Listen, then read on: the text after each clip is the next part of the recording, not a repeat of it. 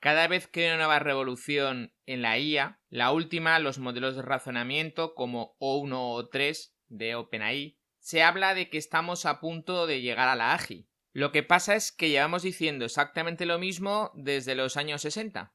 Bienvenidos a Construyendo a Chispas. Hoy vamos a hablar de objetivo AGI, que AGI es la pronunciación en español de las siglas en inglés. Realmente en español tendría que ser IAG, así que permitirme que siga diciendo AGI, que queda un poquito más elegante. Problemas lingüísticos aparte, ¿qué es la AGI?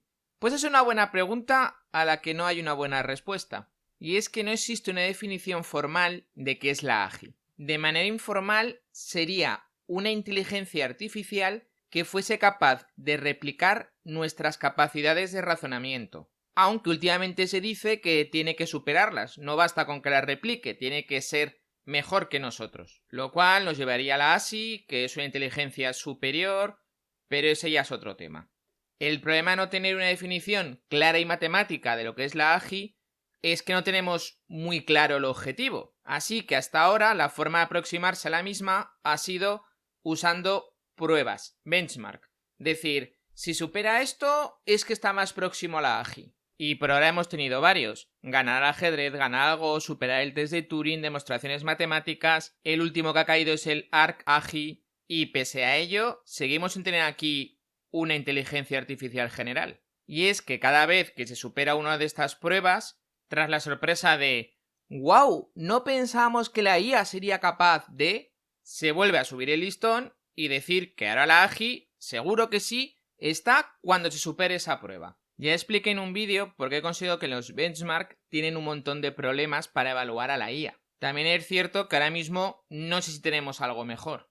Una vez visto cuál es el problema, voy a intentar explicaros en este vídeo qué técnicas están usando ahora mismo para tratar de alcanzar la AGI, o por lo menos para mejorar la inteligencia de los modelos de lenguaje. Básicamente existen tres estrategias. Agentes, que cogen las capacidades de varios modelos de lenguaje y los hacen trabajar en conjunto. Modelos de lenguaje más fine-tuning.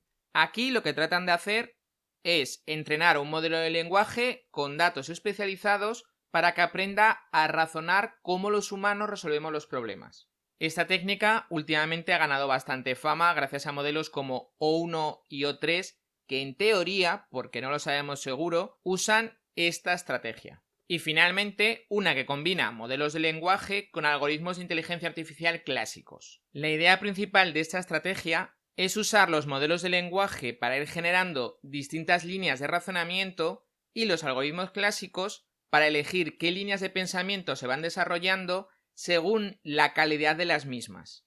Suena enrevesado, pero no os preocupéis que ahora explicaremos con más detalle cada una de estas tres estrategias. Debo avisaros de que aunque en el vídeo vamos a ver las estrategias por separado, en la vida real se suelen combinar entre ellas. Además, para ayudarles a alcanzar su objetivo, cuentan con varias herramientas que pueden usar. Ingenierías de prompt, que a veces dan resultados espectaculares, como con el típico piensa paso a paso. RAG, que permite aportar documentación externa para ayudar al modelo de lenguaje. Uso de herramientas o function calling, que le permite al modelo de lenguaje consultar recursos externos de forma activa. En RAG los documentos te vienen junto con el prompt, mientras que aquí es el modelo de lenguaje el que decide realizar la consulta. Por ejemplo, consultar una API que le devuelva el tiempo si lo necesita para calcular su respuesta. Y por último, la versión Pro del caso anterior, que es que no solo genera llamadas a una herramienta, sino que es capaz de generar código, ejecutarlo y usar sus resultados para ayudarle a generar la respuesta correcta. Ya vimos en un vídeo el uso de esa técnica que hacía un modelo de lenguaje para superar problemas de olimpiada matemática. Pero la inteligencia no lo es todo. Para que la AGI de verdad sea útil, necesita tener 4 características. Tiene que ser algo comprensible, tenemos que poder entender cómo ha llegado a esa respuesta. De nada nos sirve que responda que el sentido de la vida, el universo y todo lo demás es 42 si no entendemos cómo ha llegado a ese número. En relación con esto, también tienen que ser confiables. No basta con que nos explique una cosa. Esa explicación tiene que estar libre de alucinaciones y cosas que inventan. Tienen que ser capaces de un razonamiento general, y esto es lo que define una AGI. no solo han de ser capaces de resolver un problema, han de plantear una forma de afrontar problemas que no sepan cómo resolverlos. Al final no demuestra tanta inteligencia el que sabe la respuesta a un problema como aquel que no la sabe pero usa los recursos que tiene a mano para intentar hallarla o al menos calcular una aproximación. Y al final, una muy material pero también necesaria. Los costes de esta inteligencia han de ser asumibles. Os pongo un ejemplo. Hace poco O3 superó el test ARC-AGI, pero se estima que le costó como $1.000.000. Por ese dinero seguro que puedes contratar a un equipo de personas muy listas que quizás la IA les gane de forma individual, pero en grupo no lo tengo tan claro. Ya hemos visto las estrategias, las herramientas, los problemas y sabemos cuál es el objetivo. Vamos a ver en profundidad cómo se aplica todo esto. Empezaremos por la primera estrategia, el uso de agentes. En este caso consiste en crear un flujo de trabajo donde varias inteligencias se van pasando la pelota una a otra. Puede haber casos en que el flujo vuelva hacia atrás, que se desdoble en dos y luego se vuelva a unir, que se elija cuál de varios caminos es el mejor. Este modelo tiene varias ventajas. Para empezar, es el más flexible de todos. Los modelos que se usan pueden ser más pequeños y especializados, lo cual reduce el coste tanto de ejecutarlos como de entrenarlos. De hecho, si hiciera falta mejorar una parte del sistema, bastaría con entrenar ese modelo que se usa en esa parte. Es muy fácil incluir herramientas externas en el flujo de trabajo, incluso si es necesario, humanos en el mismo. Basta simplemente con, en cualquier parte del flujo, desviarlo a esa herramienta o a ese ser humano y luego continuar con el mismo. Pero no todo son ventajas. También tiene bastantes problemas. Con que un solo modelo de todos los que hay empiece a alucinar, todo el flujo de trabajo puede verse contaminado por esa alucinación. Es cierto que puedes usar agentes para verificar las respuestas, pero ¿quién verifica que el verificador no está alucinando? La comunicación entre agentes tiene el problema de que al final se suele hacer en lenguaje natural o por llamadas a una API, y ninguno de los dos métodos son realmente buenos. Además, requiere el trabajo de que los humanos vayamos definiendo cada uno de los flujos de trabajo. ¿Y cuántos flujos de trabajo necesitamos para alcanzar la AGI? Debo decir que como ingeniero esta es mi solución favorita, puesto que es la que más se parece a un proceso ingenieril. La siguiente estrategia que se está barajando es modelos de lenguaje más un entrenamiento especializado en razonar. Ahora mismo es la que más fama tiene, pero ya sabéis a qué velocidad van las cosas en este mundillo, así que quizás dentro de 6 meses sea otra. Su mayor ventaja es que la idea es verdaderamente simple. Si puedes reunir un conjunto de textos donde se razone de diferentes maneras, se puede entrenar a un modelo de lenguaje para que aprenda a razonar. Nos olvidamos de todo lo demás, nada de flujos, algoritmos ni cosas raras, simplemente una inteligencia. Lo que la ciencia ficción viene representando como una inteligencia artificial. ¿Problemas? Bastantes también. Para empezar, requiere modelos enormes, lo cual dificulta su entrenamiento y aumenta los costes de ejecución una barbaridad. Aquí me gustaría señalar el caso de DeepSeek V3, que es un modelo de razonamiento pero que ha optado por una arquitectura de tipo MOE, Mixture of Experts. Esta arquitectura tiene la particularidad de que solo ejecutas una parte de los pesos. El modelo elige qué pesos va a usar según el input. De esta forma reduces las necesidades de cálculo. Es cierto que el espacio ocupado en memoria sigue siendo el mismo, pero el coste de ejecución se reduce bastante. Otro problema es que es necesario encontrar datos de calidad para entrenar al modelo. Y no es que haya millones y millones de ejemplos de razonamiento ante un problema para poder entrenar al modelo. De hecho, siento no recordar dónde, escuché que uno de los problemas que habían tenido para entrenar estos modelos de razonamiento es que, por ejemplo, los ejercicios matemáticos te presentan primero la solución y luego debajo el razonamiento. Y claro, el modelo, al ser entrenado de esta manera, intentaba primero decir la solución y luego explicar el razonamiento. Que esa es otra. Por ahora su razonamiento no es muy entendible. Hay veces que los ves divagar o que incluso ves que dan la respuesta correcta, pero la ignoran y luego al final concluyen una que es incorrecta. Y por supuesto son carísimos de usar. Debo decir que como fan de la ciencia ficción, estos modelos son mis favoritos.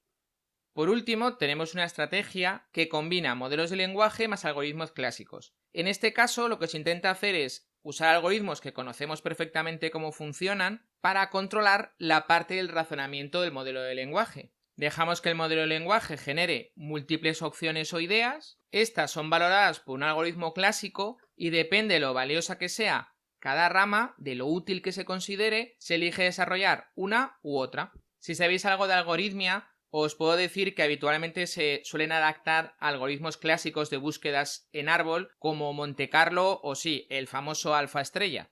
Ventajas tiene dos muy importantes, y es que esto se puede aplicar incluso a modelos de lenguaje que no estén entrenados para razonar, con lo que nos ahorramos el fine-tuning tan costoso y el buscar datos especializados, y que además permite usar modelos más pequeños. Juntando esas dos ventajas podemos ver que reduce bastante los costes de ejecución y de entrenamiento.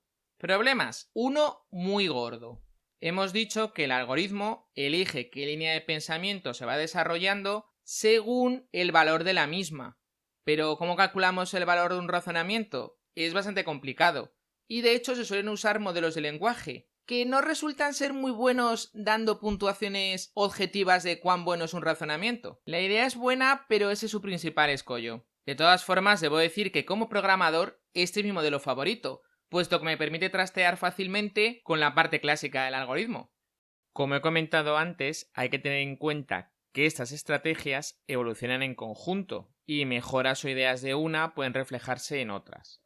De hecho, en teoría, la del modelo de lenguaje gigante debería ser la mejor estrategia, no solo por su simplicidad, sino porque a las redes neuronales se les da estupendamente bien generalizar a partir de un conjunto de datos. Así que en teoría, si tuviéramos éxito con alguna de las otras dos estrategias, simplemente podríamos usarla para generar datos para entrenar un modelo de lenguaje gigante. Ahora, que sea posible no quiere decir que sea mejor, puesto que habría que barajar cuál es el coste de entrenamiento y el tamaño del modelo resultante.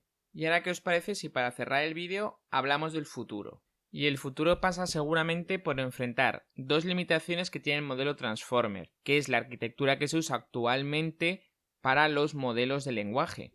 Y sus dos principales limitaciones para crear una AGI son, primero, el contexto.